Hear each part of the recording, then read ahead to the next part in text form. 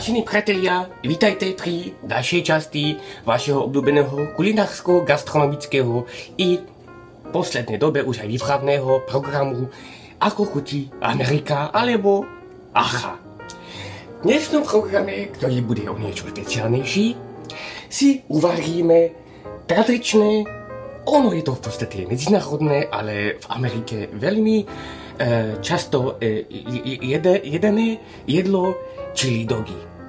Chili dog ako taký, ako názov napovedá, znamená, že je to hot dog, ktorý obsahuje chili. V našom prípade to bude chili z hovedzieho mäsa, ktoré si tu pripravíme. Budeme k tomu potrebovať aj ingrediencie, ku ktorým sa dostanem, ale samozrejme snažíme sa vo finále vyrobiť chili dog, ktorý bude vyzerať približne takto. Čo budeme na prípravu chili dogu potrebovať? No, chúzi máme. Ďalej budeme potrebovať jednu alebo pol, uvidíme, cibulu. Ideálne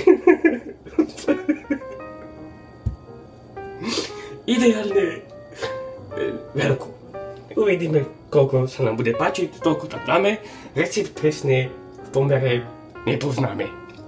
Ďalej budeme potrebovať dve stredne veľké paradajky a 3 kúsky tohoto krásneho bieleho cesnaku. To sa nám zíde samozrejme na chili ovačku, do ktorej patrí aj mleté hovädzie mäso. Prípadne môžeme pridať, uvidíme, ako sa nám bude páčiť, aj túto tomátovú pastu.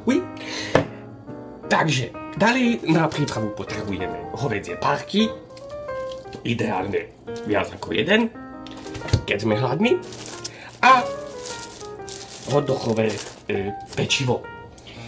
Pristúpme teda k príprave samotného receptu. Potom, ako sme si cibulu dostatočne kvalitne ošúpali a umyli, musíme ju nakrájať. Ako všetci dobre vieme, krajanie cibule môže byť pomerne komplikované. Ale samozrejme, ľudia ako ja, kuchári, s tým nemajú až taký veľký problém. Hlavne teda veríme, že americká cibula neštípe. Uvidíme. Prosím pekne, čo budeme postupovať nasledovne. Prekrojíme cibulu na jednu poľku. Nevieme síce, či sme ju prekrojili správnym smerom, ale k tomu sa dostaneme. Ďalej, poľku cibule potrebujeme nakrájať na trúšky. Aby sme si nezavadzali, tak nakrájame poľku cibule na trúšky. Možno by nám to ísť aj trošku lepšie, ako nám to ide teraz, ale ono sa také nič také zvláštne nedeje.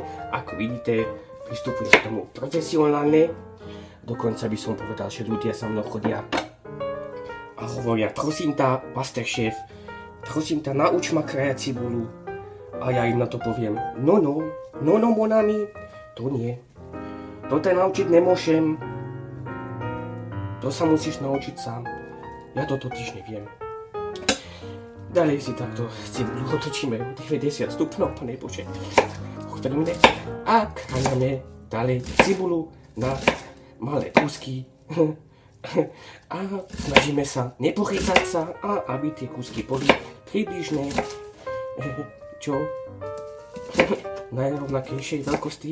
Priznám sa, že som čakal, že mi to pôjde trošičku lepšie, ale povedzme, že v tejto improvizovanej kuchyni a improvizovanom štúdiu nemáme priestor na profesionálny kuchársky výkon. No. Dobre. Cibulu máme približne dobre nakrájanú. Ak sa nám to nepáči, môžeme ešte takto prebehnúť takrát nožikom. Spravíme s tým síce bordel, ale bordel sa dá upratať. Podobne ako sme pristupovali k prvej poľke, musíme nakrájať i tú druhú. To sa samozrejme už udeje mimo našich kamier. Samozrejme, nesmieme zabudnúť ani na najdôležitejšiu ingredienciu našho dnešného varenia a to je zábava. Odporúčam vínko ideálne biele, chladené, naliať do pohára, ideálne na víno. Ak nemáme, použijeme nejaký iný, ono je to v princípe jedno. Samozrejme, korok, ktorý nám vo fľaši pláva, tomu dodáva správnu arómu. Na zdravie.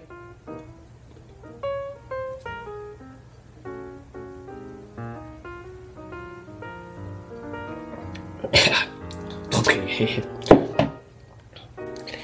Potom, ako sme si všetko poctivo nakrájali, môžeme pristúpiť k samotnému vareniu. Budeme potrebovať jeden väčší kastrol približne takéto veľkosti. Ďalej, na to, aby sme mohli voľačo variť alebo piecť, sa zvykne používať i rastlinný olej. Nalejeme rastlinný olej do kastrola a pokojne pridáme cibulu, ktorá sa musí začať restovať.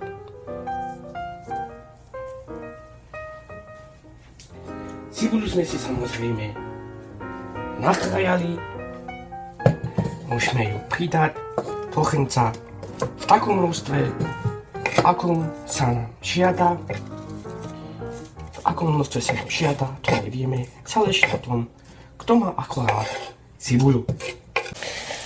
Keď máme cibulu do zlatová, do sklovatá alebo do akejkoľvek inej farby, ale máme pocit, že už by bolo treba pridať mäso, pridáme mäso. Použijeme k tomu samozrejme vreté hovädzie mäso, ktoré jednoducho pridáme k cibulke a zamiešame. V tejto chvíli potrebujeme, aby nám mäso snedlo, snáď sa teda snedlo a nie do nejakej inej farby, lebo môže sa čokoľvek. Dokonca som pomerne nepríjemne prekvapený, lebo to mäso už nebolo úplne červené, bolo síce včera kúpené v akcii, ale no, keby náhodou bol nejaký problém, tak vieme prečo. Keď nám mäsko snedne, môžeme pridať základné koreniny, sol, korenie. A viete čo, ja som si istý, že nemám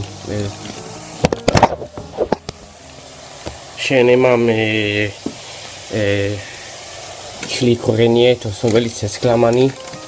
Pridáme, aby sa nepovedalo, trochu papriky, no, asi má takéto sklamanie, ale čo sa dá robiť?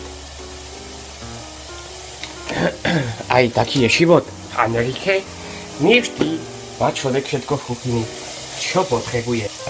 Nezabudnime pridať samozrejme aj ostatné suroviny, konkrétne paradajky nakrájané.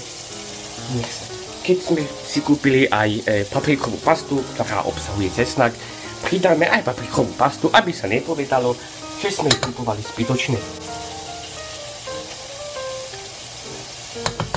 Nevieme, ako chutí, zistíme to neskôr.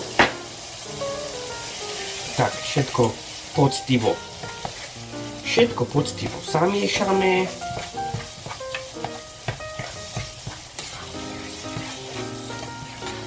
A pri varení čili, alebo v tomto prípade ani nie tak veľmi čili,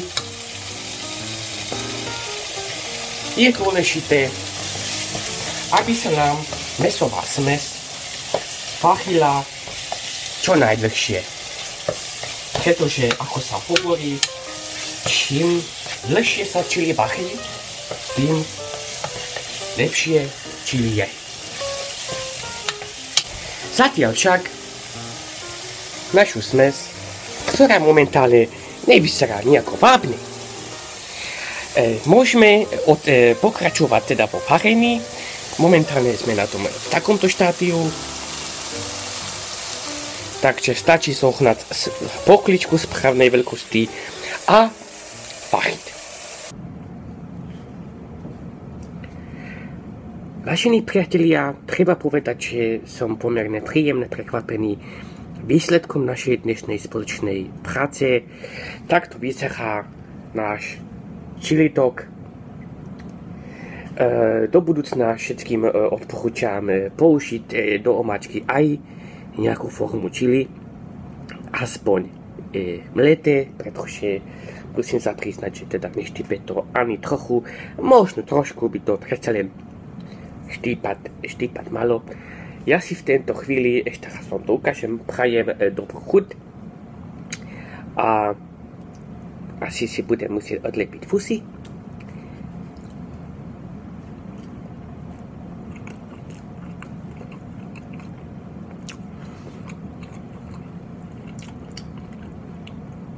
Nechcem byť zbytočne sprostý alebo vytahovačný, ale dneska som si pochutil, asi aj teda chutím,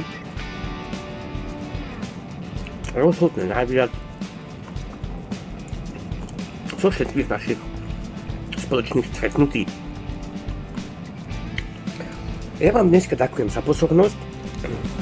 Chcel by som sa s vami veľmi nežne rozlúčiť a prajem si ešte raz dobrú chuť a už končím, lebo už nemám čo povedať. Uvidíme sa na budúce pri nejakom ďalšom dieli Ako chutí Amerika, alebo inak skrátené ACHA. Takto vyzerá náš dnešný no proste taký ten